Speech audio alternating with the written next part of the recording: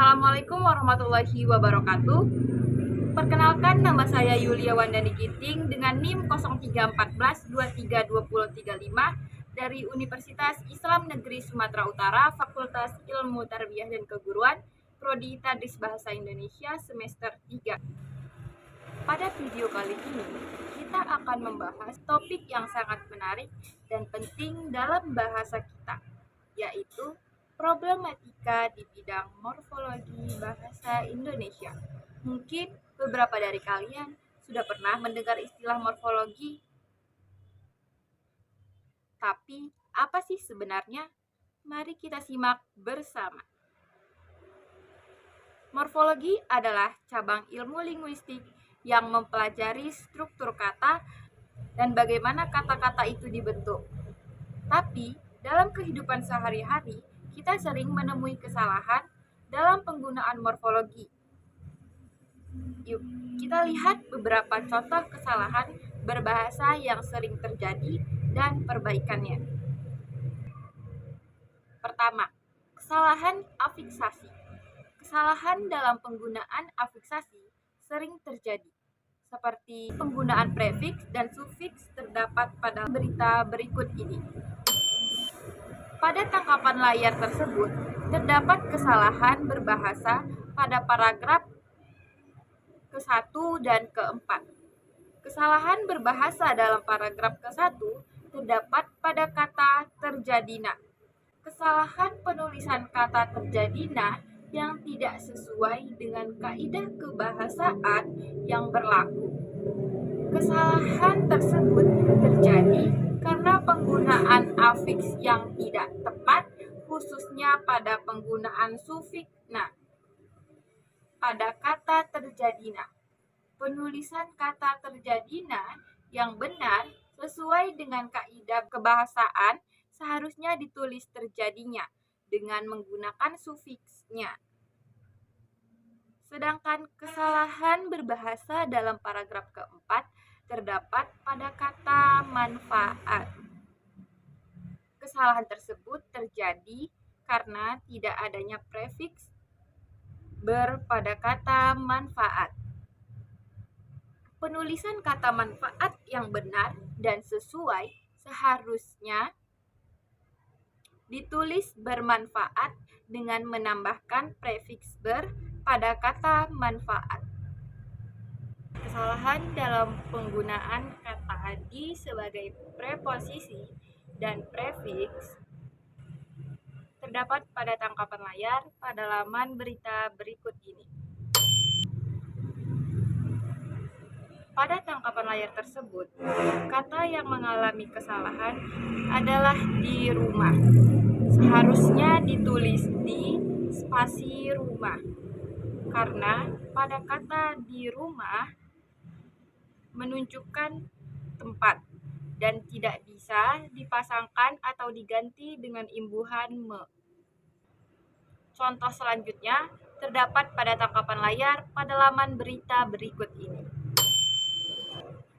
Pada tangkapan layar tersebut, kata yang mengalami kesalahan adalah ditulis.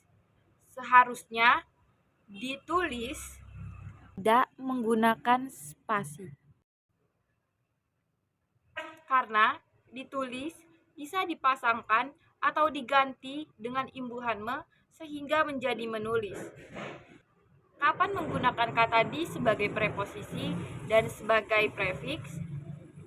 Kita bisa menuliskan kata di sebagai prefiks jika yang pertama, kata di merupakan sebuah imbuhan. Yang kedua, penggunaannya diikuti oleh kata kerja pasif.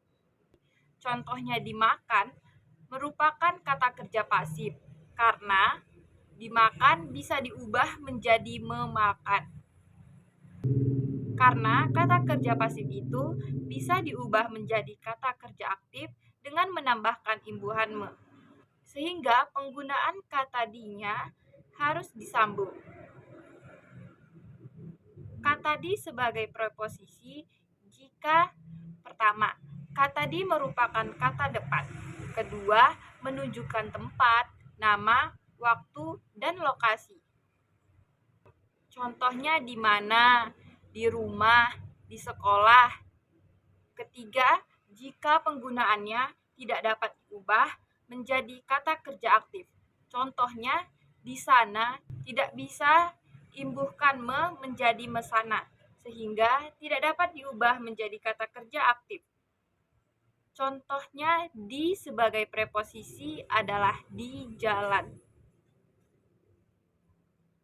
Partikel di sebagai preposisi ditulis terpisah, sedangkan di sebagai prefiks ditulis serangkai dengan kata yang mengikutinya. Kesalahan penggunaan partikel di sebagai preposisi dan sebagai prefiks itu sama dengan penggunaan ke. Karena penggunaan ke dan di itu sebagai kata depan ditulis terpisah dari kata yang mengikutinya, kecuali dalam gabungan kata yang sudah lazim, yang sudah dianggap satu kata. Kedua, kesalahan berbahasa terkait fonem yang seharusnya luluh tidak diluluhkan terdapat pada tangkapan layar pada laman berita berikut ini. Pada tangkapan layar tersebut, kata yang mengalami kesalahan adalah mempublikasikan. Kata mempublikasikan seharusnya ditulis memupublikasikan.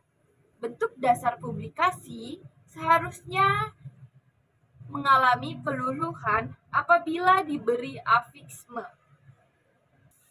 Contoh selanjutnya, kesalahan berbahasa terkait fonem yang seharusnya luluh tidak diluluhkan terdapat pada tangkapan layar pada laman berita berikut ini. Pada tangkapan layar tersebut, kata yang mengalami kesalahan adalah mempengaruhi. Kata mempengaruhi seharusnya ditulis memengaruhi. Bentuk dasar pengaruh seharusnya mengalami peluluhan apabila diberi afiksme. Seperti yang kita ketahui bahwa kata dasar yang diawali dengan huruf awalnya KPTS, ia memiliki ketentuan bahwa fonem KPTS ini luluh jika setelah awalan me diikuti oleh kata dasar yang berawal dengan huruf KPTS. Ketiga, kesalahan berbahasa terkait fonem yang tidak luluh diluluhkan terdapat pada tangkapan layar pada laman berita berikut ini. Pada tangkapan layar tersebut, kata yang mengalami kesalahan adalah memproses. Kata memproses seharusnya ditulis memproses. Bentuk dasar proses seharusnya tidak mengalami peluluhan apabila diberi afiksme.